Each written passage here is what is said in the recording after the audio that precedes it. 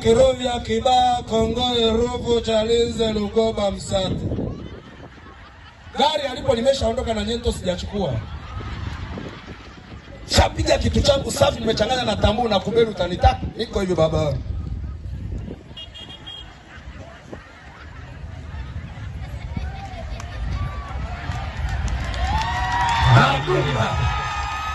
Sasa nadunda ndani ya Yesu. Haleluya, haleluya. Sasa niko ndani ya Yesu.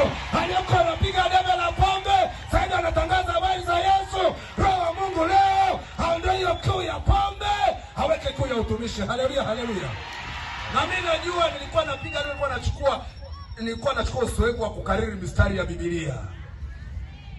Hata kama una mwana anafuta bangi, usimlaani.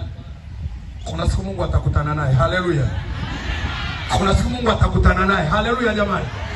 Na ndio maana mimi unapomwona hata kijana anafuta bangi, kabla ya kumlaumu fuatilia maisha yake. Ili kwa nini roho ya utima inanitesa? Ungeniita teja mtamshikaji wangu, tumepiga kabangi kidogo, tukachanganya na kubeli na tabu babangu. Sana. Tumekalia huko tukaona ndege mwanangu. Tunaenda South Africa, tumekalia huko mwanangu. Hatunaona kabisa mwanangu hapa msuka ile kishika, yani ile noma mwanangu. Tuko oya mwanangu tunaenda South mwanangu. Tumekalia huko mwanangu.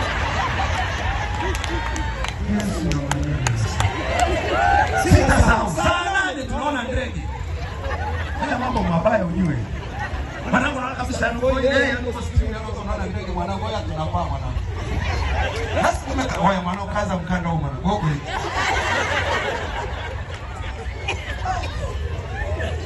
Ndio roho Mungu anaweza.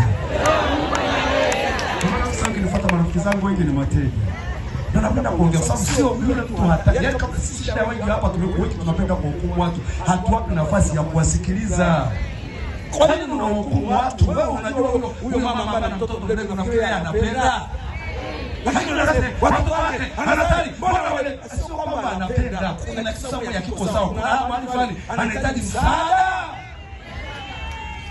Sio wewe watakatifu. Tunamtaka amevaa nini? Binti yake malaya anasema mama anapenda mwanake akilini. Badala kumsaidia una kazi ya kutafuta. Mbona una madhara makubwa kuliko yeye?